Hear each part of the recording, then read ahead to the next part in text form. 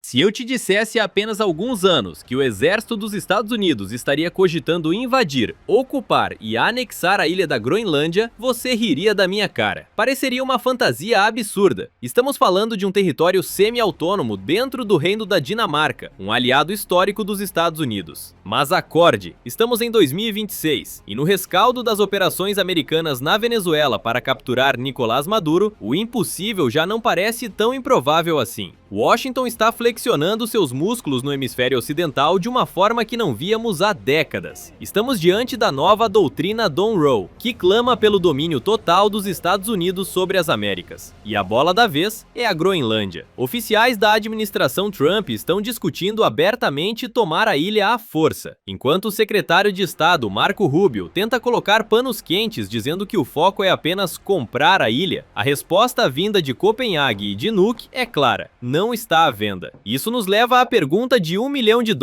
ou melhor, de um território inteiro. Será que isso é sério? São apenas táticas de pressão ou o prelúdio de outra demonstração de força militar americana, só que dessa vez contra um aliado de tratado? Hoje vamos mergulhar fundo nessa crise. Vamos entender definitivamente o que está acontecendo na Groenlândia, o impacto geopolítico disso e responder à pergunta que está tirando o sono dos diplomatas europeus. Trump vai mesmo apertar o gatilho?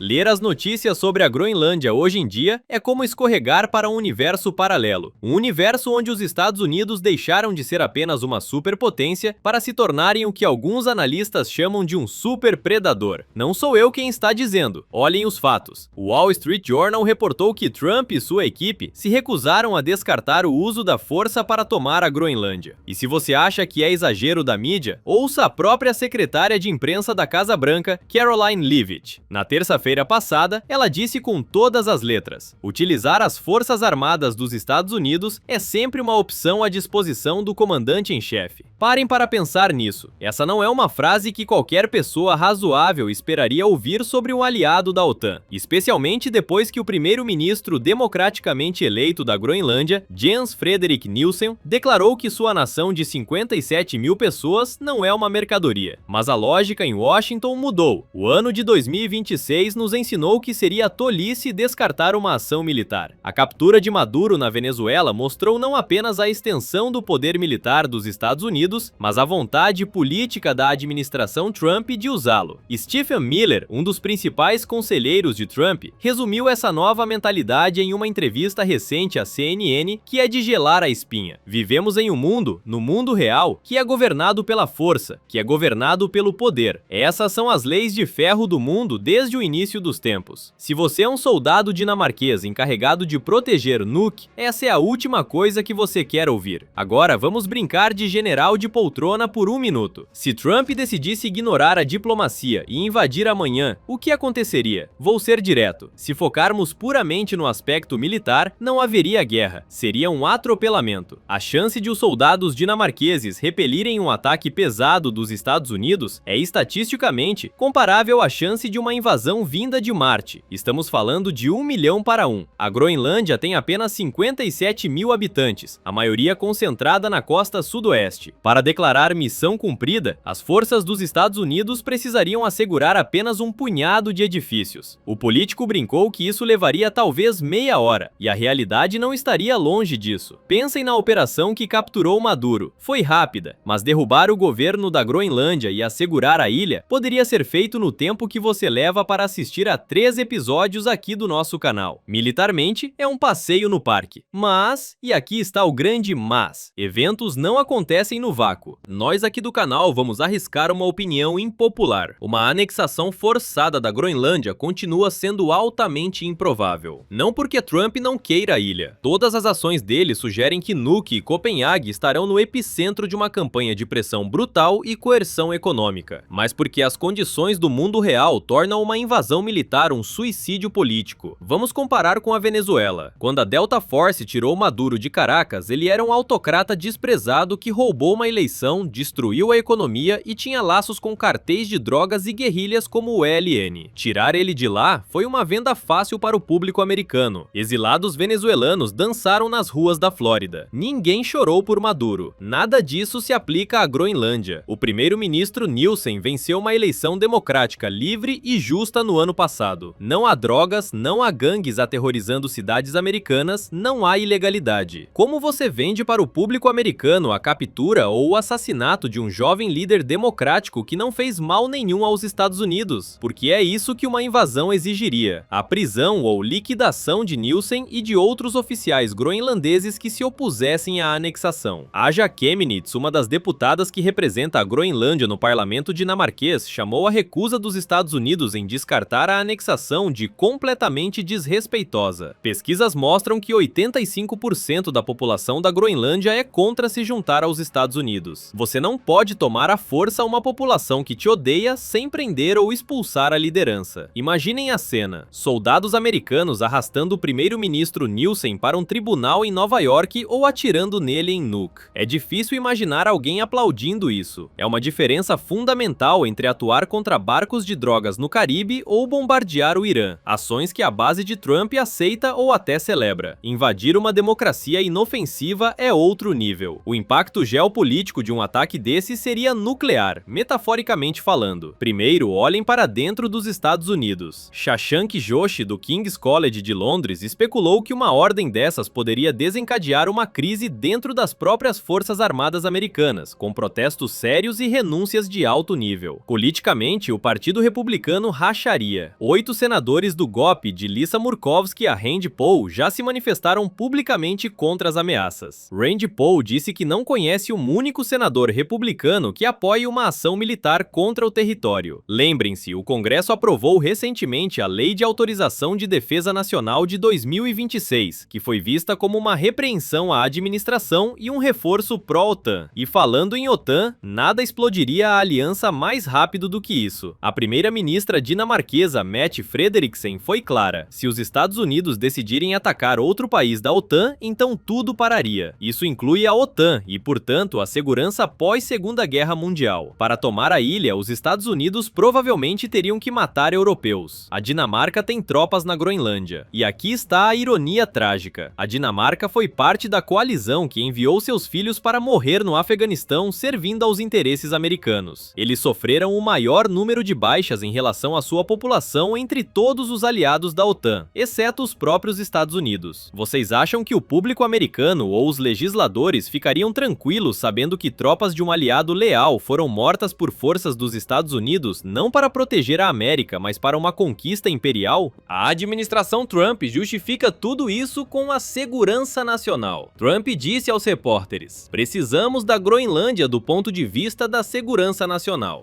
I'm not talking about money for Greenland yet. I might talk about that.